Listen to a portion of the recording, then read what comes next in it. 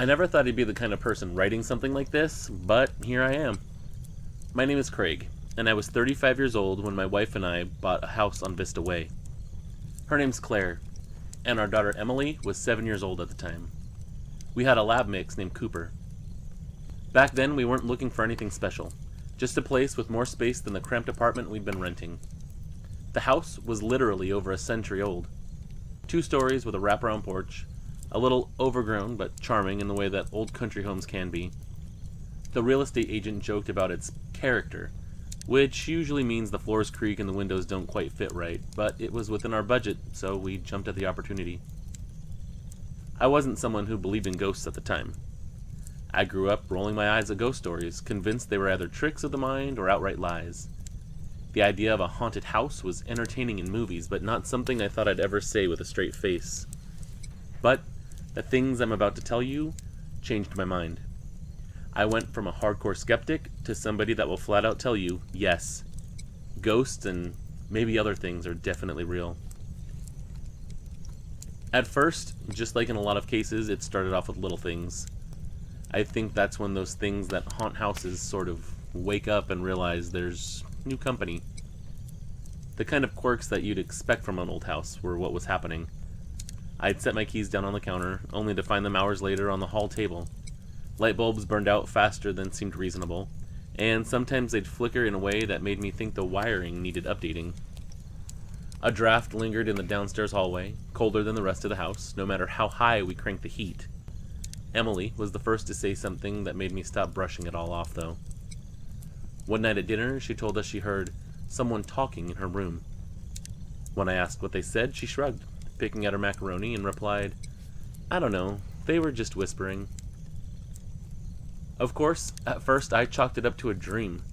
Little kids have very vivid imaginations, but what got to me was her tone was flat and certain, and not the kind of thing she usually made up. Usually it was princesses and unicorns, not scary people whispering at night. And then Cooper seemed to be affected too. Now, I've read a lot of things about hauntings since our encounters, and a lot of times, most times actually, it starts with the children and the pets.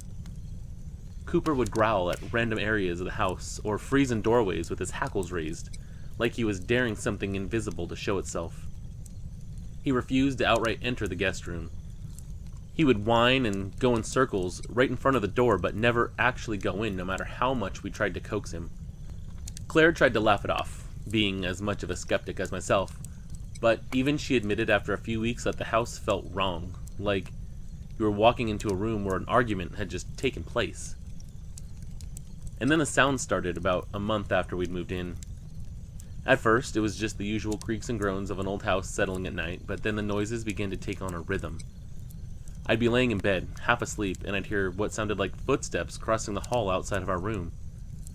They were slow, very purposeful, definitely too heavy to be Emily, too steady to be Cooper. I'd get up, check, and find nothing. The hall would be empty, the floorboards still and silent, as if they were daring me to question myself. And that's exactly what I did. I thought that maybe I'd imagined it, or my imagination was playing tricks on me, or maybe I'd even thought I'd heard them in the midst of falling asleep. But then, doors started behaving strangely too. Some would creak open, like they were nudged by a hand. Others would slam shut hard enough to rattle pictures.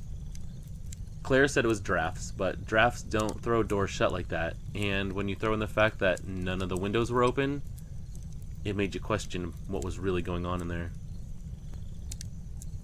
But it seemed to take a toll on my dog, quicker than anybody else, and his reaction started to make it worse. More than once, he planted himself at the bottom of the stairs, barking furiously at the landing like something was standing there watching us. And again, no matter how much I coaxed or begged or offered food, he wouldn't climb upstairs. His body would go rigid, his tail would go stiff, and his teeth would be bared in a way that I'd never seen from him before. Usually he was a big doofus. He would run around in circles when you got home from work, flip over onto his back just for a belly rub, but here he seemed more defensive than he'd ever been in his entire life. I guess looking back, The moment that shook me most was one evening when we were all downstairs watching TV. Above us, in the master bedroom, I heard clear, steady footsteps pacing back and forth. These long strides, just back and forth and back and forth. All three of us froze. Every one of us heard it. I thought that there was an intruder. I ran up there, ready to fight somebody. But when I got to the room, there was nobody there. I searched everywhere in that house. I called my best friend, and he came over and helped me look. We even called the police. Nothing. We chalked it up to just the house settling, and the police officer told me to call if I'd heard anything else. The footsteps were bad enough, but the first time Emily mentioned seeing something, the mood in the house seemed to shift. It was another morning over breakfast when she said, as casually as if she were talking about her math homework, "The man was in the hallway again last night." Claire and I both exchanged a look, because the first thing I thought of were the footsteps, and maybe there was somebody in the house. I asked, "What man?" trying to keep my voice steady, but I could feel my heart rate already increasing. Emily just shrugged. "Just a man. He was standing by my door. But I could see through him." And then she went back to eating her cereal like it was nothing. My stomach, however, was doing backflips. After that, I started noticing movement where there shouldn't have been any movement. A shadow darting across the hallway as I turned my head, something shifting in my peripheral vision, and then it would vanish when I looked straight on it. I tried to tell myself it was tricks of light, or my eyes were tired and playing games, but I couldn't shake the prickling feeling that someone was there.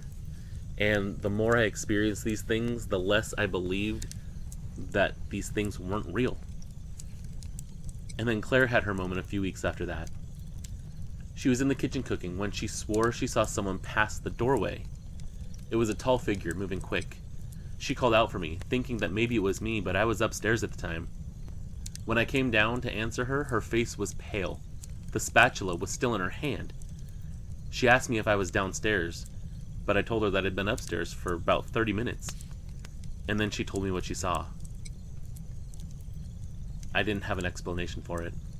I just knew that something in this house wasn't adding up. And when you did connect the dots, it wasn't something that you would normally expect. Cooper was even more on edge after that. He'd sit in the living room, growling low, and study at corners.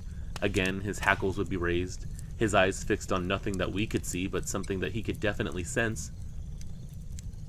Whatever was in that house, he was our warning system, because he sensed it long before we did. But then things started escalating from shadows to something we couldn't just laugh off or shrug off anymore. One night, Claire jolted awake and shook me by the shoulders. She swore she felt the mattress dip beside her, like the weight of someone sitting down. At first, she thought it was me getting back into bed, but when she turned, I was already there, sound asleep.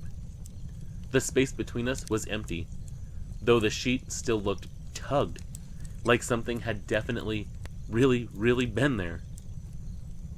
I know she didn't sleep the rest of the night. And then I had my own experience a few weeks later. Emily had left a toy upstairs, and she asked for it, so I went to fetch it from her room. The moment I stepped inside, I froze, because I heard the whispers that she had talked about. There were two distinct voices. They were low and urgent, like people arguing under their breath. I stood there, holding my breath, trying to make out words, but as soon as I moved, the voices stopped. I swear that room felt heavier than anywhere that I'd ever been after that. And then Emily's moment came not long after that. In the middle of the night, she screamed, this raw, terrified sound that sent Claire and me running at full speed into her room. She was pointing at the rocking chair in the corner of her room, sobbing that someone had been sitting there watching her. And I swear to you, that chair was still swaying slightly when we burst in. That night, I stopped telling myself it was just the quirks of an old house. Drafts, they don't whisper. Settling floorboards don't make chairs move. Settling floorboards don't make it sound like somebody's walking back and forth upstairs right above you. Whatever was in our home wasn't random and it wasn't mindless. It felt intelligent. It felt aware of us. After Emily's night terror that night, the house seemed to come alive with the only thing I can explain as anger. It wasn't just whispers anymore or footsteps. Things began to move. One evening, Claire was reading on the couch and I was playing a board game with Emily, and the rocking chair in the corner actually toppled over onto its side with this loud crash. No one was near it. All three of us jumped up, looking around. The dog was going crazy. We ended up spending the night at my parents' house that night, and we just told Emily that we wanted to have a slumber party, but she had seen the chair too, and even as young as she was, she knew what was going on. Books would also slide violently off shelves in the hallway. They'd scatter across the floor like someone had swept an arm across them. But the worst came a few days after we came back from our little adventure at my parents' house. We were all together in the living room again, when the door to the upstairs slammed shut with this force that rattled the entire house. There was no draft, no open window, nothing that could have explained it. We all experienced it. Emily clutched Claire's arm and started crying and whispering, "It doesn't want us here." Now I'm going to be straight with you. If she had said, "He doesn't want us here," or "They don't want us here," or "She doesn't want us here," that wouldn't have been as scary. But she was very clear when she said, "It doesn't want us here." She wasn't talking about some person that had died and was haunting us. It was like there was something else that we couldn't see infesting our home and toying with us. From that night on, Emily refused to sleep in her own bed. Ever. She never slept in her own bed again as long as we stayed there. She begged to stay in our bed. We tried to coax her back, but she dissolved into hysterics. I couldn't blame her. Truthfully, I didn't want to leave her alone in there anyway.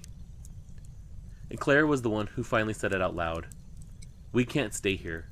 Not like this. Something is here with us." Now, like I said, she was a hardcore skeptic. No ghosts, no aliens. She's an atheist. So for her to come out and say that something was in there with us, I didn't argue. Within a week, we were spending nights at her sister's place across town, staying with my parents again, leaving the house dark and empty. We went back for our things, but that was it. It's been years since we lived there. We lasted less than 12 months before selling the house, and man, did we take one hell of a loss. We packed up what we could, left a lot of furniture there. We moved into a new apartment where it was smaller, but it was new, and most importantly, quiet, not haunted. There wasn't something there that we couldn't see that wanted to harm us. At the time, I told myself we just needed a fresh start, but the truth is simpler. We were scared. Whatever was in that house wanted us gone. Looking back now, sometimes I still wrestle with it, because denying it is a lot easier than accepting that there are things in this world that we can't explain and can't even begin to understand. Was it stress? Was it sleep deprivation? Was it the power of suggestion? Did we think that maybe because we thought this place was haunted, that we actually visualized it being haunted? I've asked myself those questions 100 times, but I can't deny what we saw and heard. I can't deny what we felt, both physically and emotionally. None of the stuff that happened there, the drafts that slammed the doors, furniture that was moving on its own, those things, they're not imagined, and they're not explainable unless you look into the realm of the paranormal. Emily's a grown-up now. She just left for college, actually, but she hasn't forgotten about this. Every so often, she'll mention the man in the hallway in that same matter-of-fact tone she used when she was a child. And honestly, it still makes my blood run cold.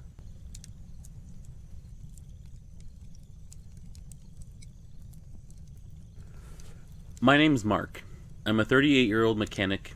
I spent my life believing in what I can see, touch, and fix with my own two hands. Machines don't lie, and neither do bills, so I've never had much patience for ghost stories either. That kind of talk, in my mind, was just superstition. That ghost crap, as I used to call it. My wife Laura is 35, a school teacher with more patience than I'll ever have. We've got 2 kids. Ben, 10 years old, sharp but nervous about everything, and Lily, 6, our sweetheart who cries when cartoons get sad. Then there's Rusty, our mutt, who's always been more part of the family than pet. We ended up in the house not because we wanted to, but because we didn't have much choice. You see, Laura inherited it from a distant aunt that neither of us had ever really met, and with our finances the way they were, selling it wasn't really an option. The place was old, a 2-story Victorian with peeling paint, a sagging porch, and enough work to keep me busy for years, but it still was a roof over our heads. I told myself we'd make it work. I told myself houses don't scare me. The first things we noticed seemed small enough to ignore. The upstairs hallway always felt colder than the rest of the house, no matter how high we set the thermostat. You'd walk through it and feel like you just stepped into a freezer, and then pass into a bedroom and the warmth would return. I blamed bad insulation. Practical stuff. Things that I could just dismiss.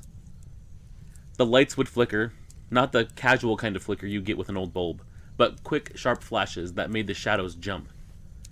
I replaced the bulbs, checked the wiring, but nothing fixed it. Rusty was the first to act like something was wrong. He'd plant himself at the bottom of the stairs and growl low at the attic door, ears back, teeth showing. Definitely not the type of behavior that he normally exhibited. We tried coaxing him up there. He'd whine and scratch at the floorboards like the attic itself terrified him. At night, he refused to sleep upstairs at all. Then Ben started complaining about scratching noises inside his bedroom walls. We're not talking mice or squirrels, we're talking long, deliberate scrapes that came in series of 3s. I tore into the drywall in one corner and found nothing, not even droppings. He told me pale and wide-eyed that the noises came after he turned out the lights. Then Lily woke us up one night crying, saying she dreamed of a lady with no face standing at the foot of her bed. Laura soothed her, calling it a nightmare, but when she crawled back into bed beside me, she whispered, "This house feels heavy." I couldn't argue with her. Not long after, the dreams began. At first, I didn't think much of them. Stress, maybe my mind working overtime. But they grew darker and sharper, and more real than any dream I'd ever had. I mean, completely vivid. I'd wake up in the middle of the night gasping, my chest tight, my throat burning like someone had been pressing down on it.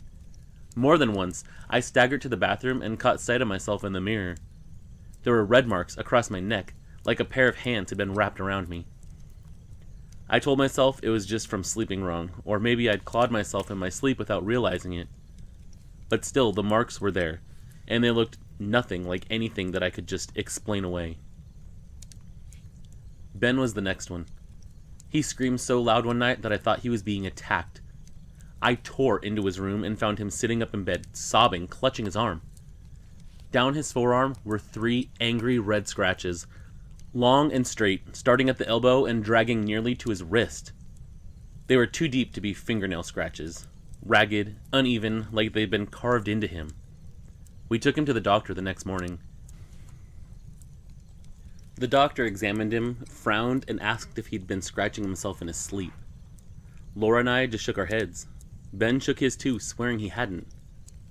Well, that's the most likely explanation, the doctor told us. But even to me, his tone lacked conviction, and I caught him glancing at Ben's short, clean fingernails. There was no way they could have done that damage. That night, I slept lightly, waiting and listening, I guess, even in that kind of sleep that people get. It was sometime past midnight. I jolted awake to the sound of something dragging along the walls. Long, slow scrapes, just outside our bedroom.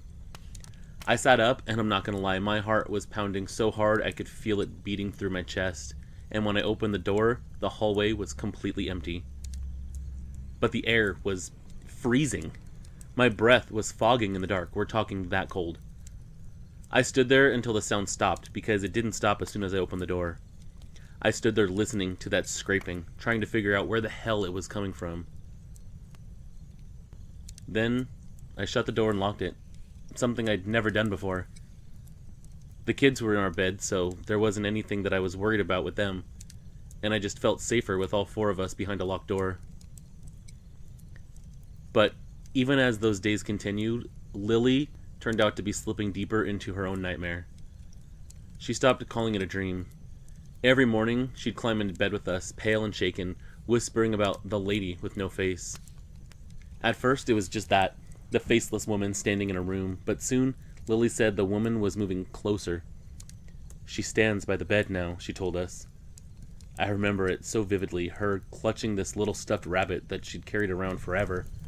She seemed so innocent and scared. Another time she whispered, "She leans over me. I think she's trying to take my face." Laura tried to comfort her, but I saw the fear in her eyes. Our little girl wasn't spinning tales for attention. She was scared to her core. And when I asked her to describe the faceless woman, Lily shuddered and hid her own face. She's tall, and she scratches the walls when she walks. That night, I laid awake staring at the ceiling, and I heard it again. That scraping, that deliberate, slow noise sliding along the walls of our house like claws testing the strength of wood. I knew deep down this wasn't just bad dreams or childish nightmares anymore. I was starting to actually believe that the supernatural existed because I was sure that something was watching us. Something was playing with us and tormenting us. After the nightmares and the scratches, the house stopped pretending to be subtle.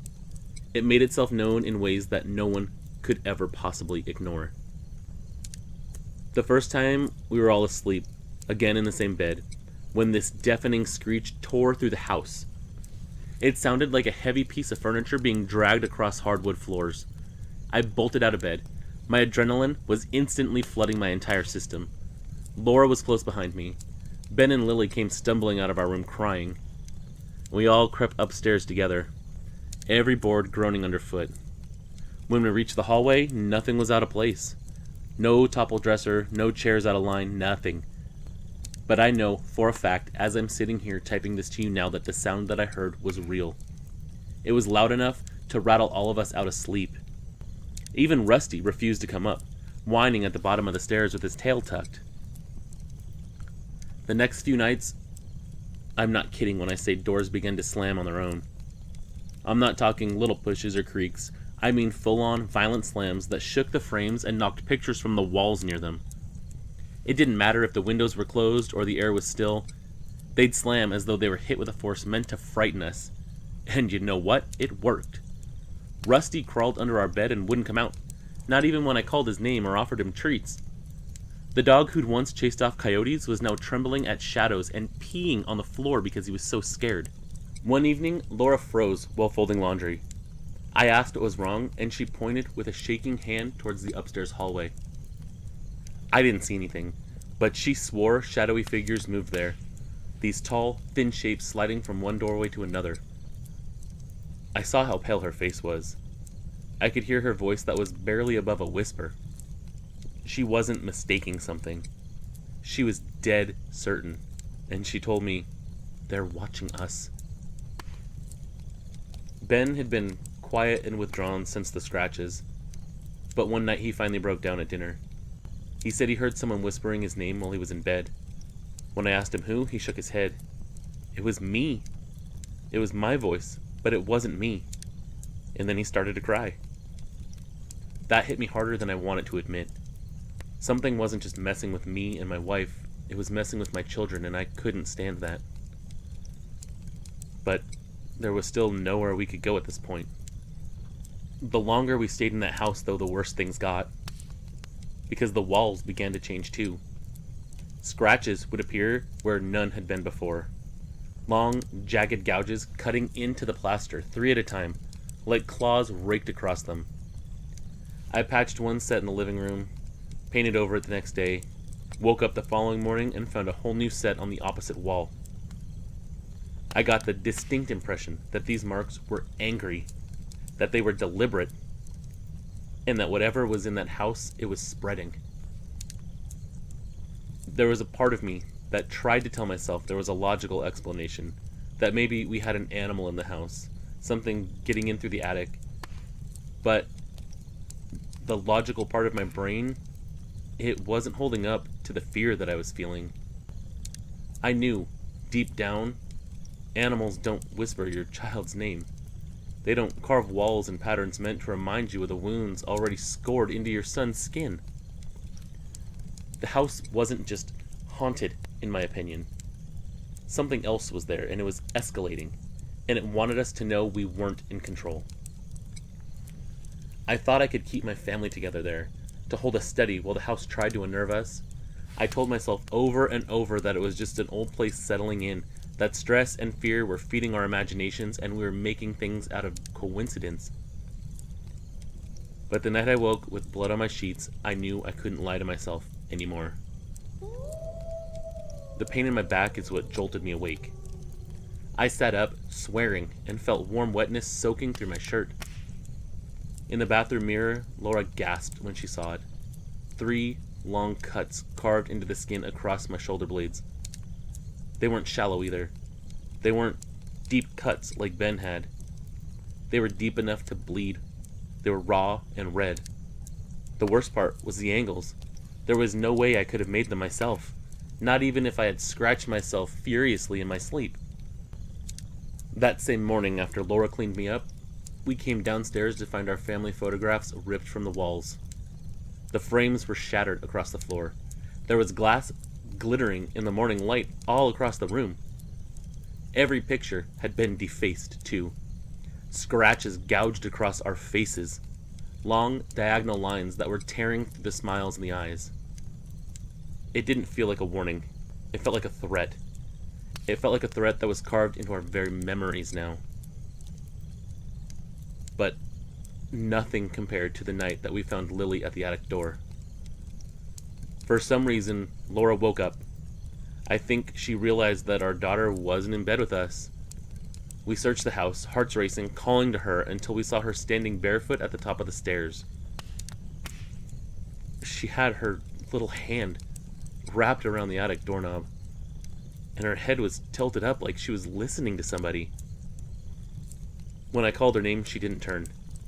Instead, she whispered to me, "The lady says it's time." That was the moment that Laura broke. She grabbed her, pulled her down from the stairs, and it was like Lily woke up from a dream.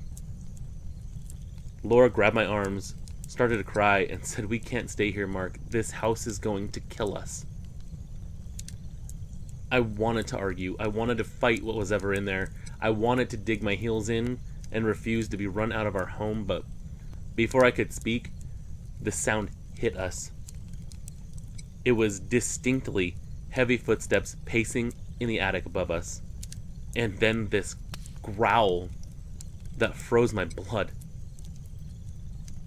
I know a lot of this sounds like the Amityville Horror or some crazy shit like that, but I swear to you, man, the door shook on that attic. And it didn't just shake like somebody had slammed a door or a car drove by. This was violent.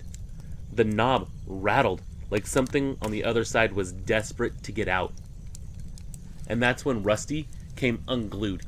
He started barking crazily from the bottom of the stairs. He wouldn't come up, but his tail was tucked, and he was going crazy. It was like he wanted to run out of that house but couldn't leave us behind, and he was telling us, "It is time to go." I snatched Lily up from Laura and backed away. Laura grabbed Ben. Her eyes couldn't come off of that attic door. She was staring at it like she expected something to burst from it, until I grabbed her arm and told her we needed to go too. None of that crazy stuff stopped until we fled downstairs. We were huddled in the living room until daylight. I wanted to get out of there that night, but it wasn't like we had anywhere to go. But that was it. That was the breaking point. The house had made its intentions clear, and it wasn't just some ghost we were dealing with. It was something else. Something that scratches walls and wants to harm people. Laura packed bags. I carried Ben and Lily to the car. I could tell that they were terrified. I'd never seen either of them so pale or their eyes so wide.